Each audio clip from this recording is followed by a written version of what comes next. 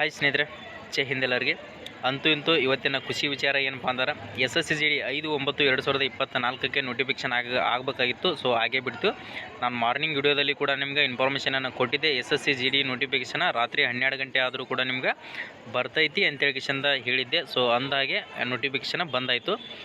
SSCGD notification ಈ notification ನೋಡಿದ್ರಂಕಿ ಬಹಳಷ್ಟು ಖುಷಿ ಆಗ್ತಾಯಿದೆ. ಇದರಲ್ಲಿ ವೇಕೆನ್ಸೀಸ್ಗಳನ್ನು ಹೈಯೆಸ್ಟ್ ಕರೆದಿದ್ದಾರೆ. ಎಷ್ಟು ಹುದ್ದೆಗಳನ್ನ ಕರೆದಿದ್ದಾರೆ, ಸೊ ಇದರ ಅಪ್ಲಿಕೇಶನ್ ಡೇಟ್ ಯಾವಾಗ ಸ್ಟಾರ್ಟ್ ಆಗುತ್ತೆ ಮತ್ತು ಇದರ ಕ್ಲೋಸಿಂಗ್ ಡೇಟ್ ಯಾವಾಗ, ಇದರ ಏಜ್ ಎಷ್ಟು ಬೇಕಾಗುತ್ತೆ, ಇದರ ಕ್ವಾಲಿಫಿಕೇಷನ್ ಬಂತು, ಪ್ರತಿಯೊಂದು ಇನ್ಫಾರ್ಮೇಷನನ್ನು ನಾನು ನಿಮ್ಗೆ ಶಾರ್ಟ್ ಆ್ಯಂಡ್ ಸ್ವೀಟಾಗಿ ನಾನು ಈ ಇನ್ಫಾರ್ಮೇಷನ್ನ ಕೊಡ್ತಾಯಿದ್ದೀನಿ. ಸೊ ಯಾರಾದರೂ ಹೊಸದಾಗಿ ನೋಡ್ತಾ ಇದ್ದಾರೆ, ನಿಮಗೆ ಎಷ್ಟು ಖುಷಿ ಆಗ್ತಿದೆ ಬಿಡ್ತಿದೆ ಗೊತ್ತಿಲ್ಲ, ಲೈಕ್ ಬಟನ್ ಮೇಲೆ ಕ್ಲಿಕ್ ಮಾಡಿ ಸಡನ್ನಾಗಿ ಲೈಕ್ ಮಾಡಿಕೊಡ್ರಿ. ಸೊ ಕೆಳಗಡೆ ಕಾಣ್ತಿರ್ತಕ್ಕಂಥ ಸಬ್ಸ್ಕ್ರೈಬ್ ಬಟನನ್ನು ಸಬ್ಸ್ಕ್ರೈಬ್ ಮಾಡಿಕೊಟ್ರು. ಓಕೆ, ನೋಟಿಫಿಕೇಶನ್ ಆಗಿರ್ತಕ್ಕಂಥ ಡೇಟು ಇವತ್ತೇ ಜಸ್ಟ್ ಹಾಫ್ ಆ್ಯನ್ ಅವರ್ ಆಯಿತು ನೋಟಿಫಿಕೇಶನ್ ಆಗಿ. 5/9/2024 ಅಂದರೆ ಇವತ್ತೇ. ಅಪ್ಲಿಕೇಶನ್ ಸ್ಟಾರ್ಟಿಂಗ್ ಡೇಟ್ ಯಾವಾಗಪ್ಪ ಅಂತಂದ್ರೆ 5/9/2024 ಹಿಡಿದು 14/10/2024 ಅಂದರೆ ನೆಕ್ಸ್ಟ್ ಮಂತ್ 14ನೇ ತಾರೀಕಿನವರೆಗೆ ನಿಮ್ಗೆ ಆನ್ಲೈನ್ ಮುಖಾಂತರ ಅರ್ಜಿಯನ್ನು ಸಲ್ಲಿಸುವ ದಿನಾಂಕ ಇರ್ತೈತಿ. ಸೊ ಇದರ ಡೀಟೇಲ್ ಮಾಹಿತಿಯನ್ನು ನಾನು ನಿಮ್ಗೆ ಶಾರ್ಟಾಗಿ ತಿಳಿಸ್ಕೊಡ್ತೀನಿ. ಈಗ ನೆಕ್ಸ್ಟ್ ನಾಳೆ ನಿಮ್ಗೆ ಲೈವ್ ಆಗಿ ನಾನು ಬೋರ್ಡ್ ಮೇಲೆ ನಿಮ್ಗೆ ಬರೆದ ಕೇಸಿಂದ ಸೊ ಪಿನ್ ಟು ಪಿನ್ನ ತಿಳಿಸ್ಕೊಡ್ತೀನಿ. ನಿಮ್ಗೆ ನೋಟಿಸ್ ಮುಖಾಂತರ ಹೇಳಿದರೆ ಯಾವ ಮಾಹಿತಿ ಕೂಡ ನಿಮ್ಗೆ ಅಷ್ಟು ಕ್ಲಿಯರಿಟಿಯಾಗಿ ಅರ್ಥ ಆಗಲ್ಲ. ಸೊ ನಾನು ಔಟ್ಸೈಡ್ ಇರುವ ಕಾರಣದಿಂದ ನಿಮ್ಗೆ ಶಾರ್ಟಾಗಿ ನಿಮ್ಗೆ PDF ಮುಖಾಂತರ ಈ ಮಾಹಿತಿಯನ್ನು ತಿಳಿಸ್ಬೇಕಂತೇಳಿ ಕೇಸಿಂದ ನನಗೆ ಅನಿಸ್ತಾ ಇದೆ. ಅದಕ್ಕೋಸ್ಕರ ನಿಮ್ಗೆ ಹೇಳ್ತಾ ಇದ್ದೀನಿ. ಇಲ್ಲಿ ನೋಡ್ಕೊಡ್ರಿ, constable GD in central armed police force CAPFS and SSF or rifleman GD in Assam rifles and ಸಿಪಾಯಿ in narcotics control bureau examination 2025 ಅಂತ ಕೇಸಿಂದ. ಓಕೆ, ಇದರ ಟೆಂಟೇಟಿವ್ ಎಕ್ಸಾಮ್ ಅಂದ್ರೆ ಎಕ್ಸಾಮ್ ಯಾವಾಗ ನಡೀತೈತಪ್ಪ ಅಂತಂದ್ರೆ ಜನವರಿ ಫೆಬ್ರವರಿ 2024 ನಿಮ್ಗೆ SSCಯಲ್ಲಿ ಕ್ಯಾಲೆಂಡರನ್ನು ಬಿಟ್ಟಿರ್ತಕ್ಕಂಥದ್ದು ಸೇಮ್ ಅದೇ ಥರ ಇವರು ಕೂಡ ನಡೆಸ್ತಾರೆ. ಸೊ ಜನವರಿ ಫೆಬ್ರವರಿಯಲ್ಲಿ ನಿಮ್ಗೆ ಆನ್ಲೈನ್ ಮುಖಾಂತರ ಎಕ್ಸಾಮ್ ನಡೀತದೆ. ಓಕೆ, ನೆಕ್ಸ್ಟ್ ಇದರಲ್ಲಿ ಟೋಟಲಾಗಿ 13 ರೀಜ್ನಲ್ ಲ್ಯಾಂಗ್ವೇಜ್ ಅಂದರೆ ಅದರಲ್ಲಿ ಕೂಡ ನಮ್ಮ ಕನ್ನಡ ಲ್ಯಾಂಗ್ವೇಜ್ನಲ್ಲಿ ಕೂಡ ಎಕ್ಸಾಮನ್ನು ಕಂಡಕ್ಟ್ ಮಾಡ್ತಾರೆ. ಓಕೆ, ಇಷ್ಟು ದಿನ ಯಾವ ಥರ ಇತ್ತಪ್ಪ ಅಂದ್ರೆ ಈಗ ಹೋದ ಸರಿನೂ ಕನ್ನಡದಲ್ಲಿ ಇತ್ತು. ಮೊದಲಿಗೆ ಮಾತ್ರ ಇಂಗ್ಲೀಷ್ ಹಿಂದಿಯಲ್ಲಿ ಮಾತ್ರ ಎಕ್ಸಾಮನ್ನು ಬರೀಬೇಕಾಗಿತ್ತು. ಈ ಸರಿ ಮತ್ತು ಹೋದ ಸರಿ ಕನ್ನಡದಲ್ಲಿ ಎಕ್ಸಾಮನ್ನು ಕೊಟ್ಟಿದ್ದಾರೆ. ಓಕೆ, ಈ ಸರಿ 78 ಅಬೋ ನಿಂತಿದೆ ಮೆರಿಟಪ್ಪ ಅಂತಂದ್ರೆ ಮುಂದಿನ ಸರಿ ತಿಳ್ಕೊಂಬಿಡ್ರಿ. ಟಾರ್ಗೆಟ್ ಏನೆಂದರೂ 90 ಮಟ್ಟ ನಿಮ್ದು ಟಾರ್ಗೆಟ್ ಮಾಡಿದರೆ ಮಾತ್ರ ನಿಮ್ದು ಕಟ್ ಆಫ್ ಲಿಸ್ಟ್ ಕುಂದಿರ್ತೈತಿ. ನೀವು ಅಂದ್ಕೊಂಡಿರ್ಬೋದು ಇಷ್ಟು ವೇಕೆನ್ಸೀಸ್ಗಳನ್ನು ಕರೆದಿದ್ದಾರೆ, ಸೊ ಕಟ್ ಆಫ್ ಕಡಿಮೆ ನಿಲ್ಲುತ್ತೆ ಅಂತ ಹೇಳ್ಕಿಸಿಂದ ಯಾರೂ ಅಂದ್ಕೊಳ್ಬೇಡ್ರಿ. ಹೈಯೆಸ್ಟ್ ಕಾಂಪಿಟೇಷನ್ SSCGDಗೆ ಆಗ್ತಾಯಿದೆ. ನೋಡ್ಕೊಡ್ರಿ, ಆರ್ಮಿ ನೇವಿ ಏರ್ಫೋರ್ಸಲ್ಲಿ ಏಜ್ ಕಡಿಮೆ ಮಾಡೋರು ಅಗ್ನಿವೀರ್ ಮಾಡಿರೋದ್ರಿಂದ ಸೊ ಹೈಯೆಸ್ಟ್ ಕಾಂಪಿಟೇಷನ್ SSCGDಯಲ್ಲಿ ಮಾಡ್ತಾಯಿದ್ದಾರೆ. ಓಕೆ, ಇದರ ಪೇಮೆಂಟ್ ಬಗ್ಗೆ ಅಷ್ಟು ನಿಮಗೆ ತಿಳಿಸ್ಕೊಡಲ್ಲ ನಾನು. ಪೇಮೆಂಟನ್ನು ಯಾರೂ ತಲೆ ಕೆಡಿಸ್ಕೋಬೇಡ್ರಿ. ನೀವು ಹೋಗ್ತಿರೋದು ದೇಶ ಸೇವೆ ಮಾಡೋಕ್ಕೆ, ಪೇಮೆಂಟ್ ಬಗ್ಗೆ ಯಾರೂ ವಿಚಾರ ಮಾಡಬೇಡ್ರಿ. ಓಕೆ, ಫೋರ್ಸಸ್ಗಳು ಬಂದುಬಿಟ್ಟು BSF, CISF, CRPF, SSB, ITBP, ER ಅಂದರೆ ಅಸ್ಸಾಂ ರೈಫಲು, SSF ಮತ್ತು NCB ಅಂತ ಕೇಸಂದ. ಸೊ ಪುರುಷ ಮತ್ತು ಮಹಿಳೆಯರಿಗೆ ಸಪ್ರೇಟ್ ಆದಂಥ ಹುದ್ದೆಗಳನ್ನ ಕಾಲ್ಫರ್ ಮಾಡಿದ್ದಾರೆ. ಸೊ ಹೈಯೆಸ್ಟ್ ಹುದ್ದೆಗಳು, ಈ ಹುದ್ದೆಗಳನ್ನ ನೋಡುತ್ತಿರ್ಬೋದು. ನಿಮಗೆ ಎಲ್ಲಿ ನೋಡಬೇಕು, ಎಲ್ಲಿ ಟೋಟಲ್ಲು, ಎಲ್ಲಿ BSFಗೆ ಎಷ್ಟು, CRPFಗೆ ಎಷ್ಟು ಅಂತೇಳಿ ಚಂದ ಕನ್ಫ್ಯೂಷನ್ ಆಗ್ತಾ ಇದೆ. ಸೊ ಒಂದು ಸರಿ ನೋಡಿಕೊಡ್ರಿ. ಆಗಲಿಲ್ಲ ಅಂದರೂ ಕೂಡ ನಾನು ಬೋರ್ಡ್ ಮೇಲೆ ನಿಮ್ಗೆ ನಾಳೆ ನಾನು ನಮ್ಮ ಕರ್ನಾಟಕಕ್ಕೆ ಎಲ್ಲ ನಾನು ಎಷ್ಟೆಷ್ಟು ಪೋಸ್ಟ್ಗಳು ಬರ್ತಾವೆ ಅಂತೇಳಿ ಚಂದ ತಿಳಿಸ್ಕೊಡ್ತೀನಿ. ಈಚ ಕಡೆ ಮೇಲ್ ಅಂತಿದೆಯಲ್ಲ ಇದು ಪುರುಷರಿಗೆ, ಫಿಮೇಲ್ ಅಂತಿದೆಯಲ್ಲ ಇದು ಮಹಿಳೆಯರಿಗೆ. ಟೋಟಲಾಗಿ ಪುರುಷರಿಗೆ ಟೋಟಲಾಗಿ ಇರ್ತಕ್ಕಂಥ ಹುದ್ದೆಗಳು ಟೋಟಲಾಗಿ ಗ್ರ್ಯಾಂಡ್ ಟೋಟಲಪ್ಪ ಎಷ್ಟು ಅಂತಂದ್ರೆ 39,481 ಹುದ್ದೆಗಳನ್ನ ಕಾಲ್ಫರ್ ಮಾಡಿದ್ದಾರೆ. ಓಕೆ, ವೇಕೆನ್ಸೀಸ್ ಬಗ್ಗೆ ನಾನು ಡೀಟೇಲಾಗಿ ಕೊಡ್ತೀನಿ. ನಾಳೆ ನಿಮ್ಗೆ ಇನ್ಫಾರ್ಮೇಷನನ್ನು ಕೊಡ್ತೀನಿ. ನೆಕ್ಸ್ಟ್ ಬಂದುಬಿಟ್ಟು ಏಜ್ ಲಿಮಿಟನ್ನು ನೋಡ್ಕೊಡ್ರಿ. ಏಜ್ ಲಿಮಿಟ್ ಎಷ್ಟು ಇಟ್ಟಿದ್ದಾರೆ? 18 to 23, 18 23 ಏಜ್ ಒಳಗಡೆ ಇದ್ದವರು ಇದನ್ನು ಅರ್ಜಿಯನ್ನು ಸಲ್ಲಿಸಬಹುದು.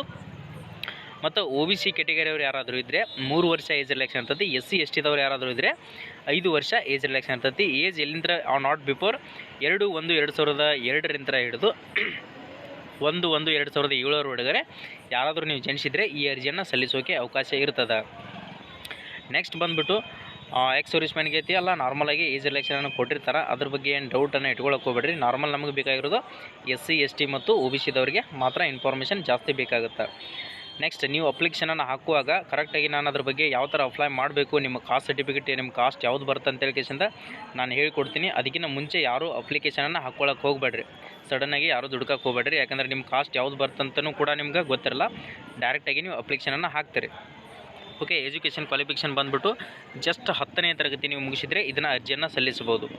ಓಕೆ, ನೆಕ್ಸ್ಟ್ NCC ಸರ್ಟಿಫಿಕೇಟ್ನವ್ರು ನೋಡ್ಕೊಡ್ರಿ. NCC C ಸರ್ಟಿಫಿಕೇಟ್ ಇದ್ದರೆ 5 ಮಾರ್ಕ್ಸ್ ಬೋನಸ್ ಇರ್ತೈತಿ. B ಸರ್ಟಿಫಿಕೇಟ್ ಇದ್ದರೆ 3 ಮಾರ್ಕ್ಸು, A ಸರ್ಟಿಫಿಕೇಟ್ ಇದ್ದರೆ 2 ಮಾರ್ಕ್ಸು ಬೋನಸ್ ಇರ್ತದೆ.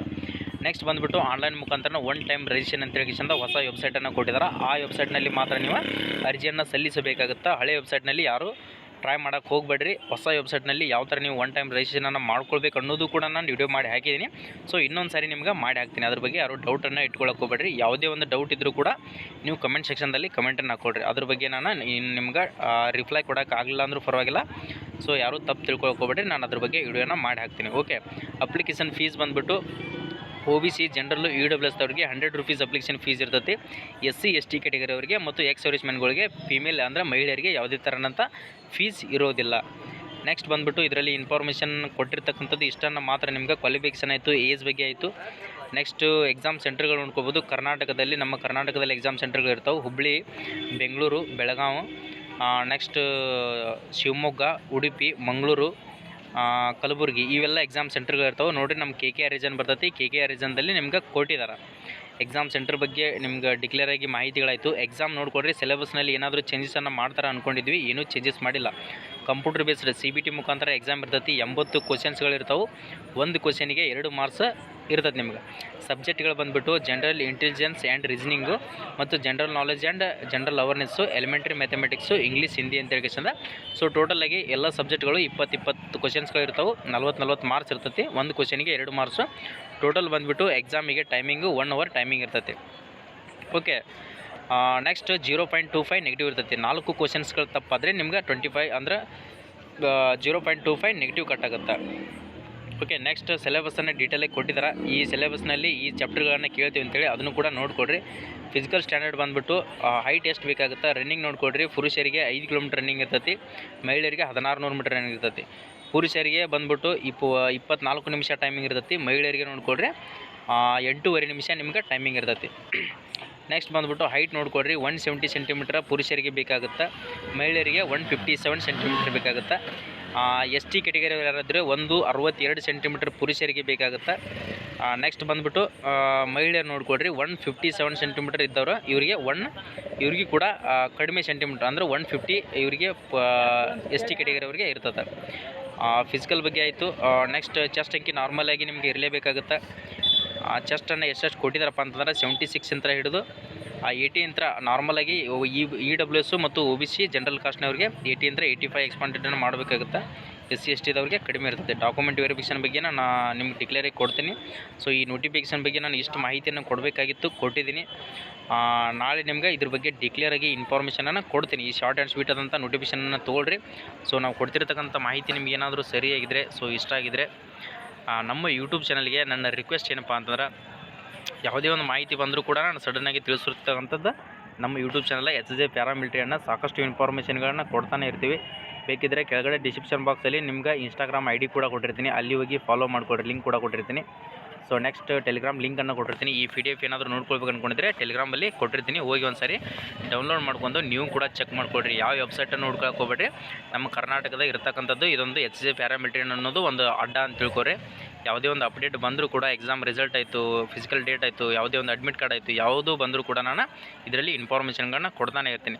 ಸೊ ನಾವು ಕೊಡ್ತಿರ್ತಕ್ಕಂಥ ಮಾಹಿತಿ ನಿಮ್ಗೆ ಏನಾದರೂ ಸರಿ ಅನಿಸಿದರೆ, ಸೊ ಇಷ್ಟ ಆಗಿದರೆ, ಸೊ ನಮ್ಮ ಯೂಟ್ಯೂಬ್ ಚಾನಲ್ಗೆ ಒಂದು ಲೈಕ್ ಮಾಡಿ. ಈ ವಿಡಿಯೋನ ಪ್ರತಿಯೊಬ್ಬರಿಗೆ ನಿಮ್ಮ ಸ್ನೇಹಿತರಿಗೂ ಕೂಡ ತಲುಪುವಾಗೆ, ನಿಮ್ಮ ಶತ್ರು ಇದ್ದರೂ ಪರವಾಗಿಲ್ಲ ಅವ್ರಿಗೆ ಕೂಡ ಈ ವಿಡಿಯೋನ ಶೇರ್ ಮಾಡೋದನ್ನು ಮರಿಬೇಡ್ರಿ. ಯಾಕಂದರೆ ಅವರು ಕೂಡ ನಿಮಗೆ ಇಂಥ ಟೈಮ್ನಲ್ಲಿ ನೆನೆಸೋ ಹಾಗೆ ಇಂಥವೆಲ್ಲ ಇನ್ಫಾರ್ಮೇಷನ್ಗಳನ್ನ ಕೊಟ್ಟರೆ ಅವರು ನಿಮ್ಮನ್ನ ನೆನೆಸ್ತಾರೆ. ಓಕೆ, ಕೆಳಗಡೆ ಕಾಣ್ತಿರ್ತಕ್ಕಂಥ ರೈಟ್ ಸೈಡ್ಗೆ ಸಬ್ಸ್ಕ್ರೈಬ್ ಬಟನ್ ಅಂತ ಕಾಣ್ತಾ ಇದೆ. ಈ ಸಬ್ಸ್ಕ್ರೈಬ್ ಬಟನ್ ಮೇಲೆ ಕ್ಲಿಕ್ ಮಾಡುವ ಒಂದು ಆಲ್ ನೋಟಿಫಿಕೇಷನ್ ಅಂತ ಕೊಟ್ಕೊಂಡ್ರೆ ನಾನು ನಾಳೆ ಕೊಟ್ಟಿರ್ತಕ್ಕಂಥ ಇನ್ಫಾರ್ಮೇಷನ್ ನಿಮಗೆ ಕ್ಲಿಯರಾಗಿ ಗೊತ್ತಾಗುತ್ತೆ. ಓಕೆ, ನೆಕ್ಸ್ಟ್ ವಿಡಿಯೋದಲ್ಲಿ ಬರೋಣ ಸ್ನೇಹಿತರೆ. ಎಲ್ಲರಿಗೂ ಕೂಡ ಆಲ್ ದಿ ಬೆಸ್ಟ್. ಚೆನ್ನಾಗಿ ಪ್ರಾಕ್ಟೀಸ್ ಮಾಡಿಕೊಡ್ರಿ. ಜೈ ಹಿಂದ್, ಜೈ ಕರ್ನಾಟಕ.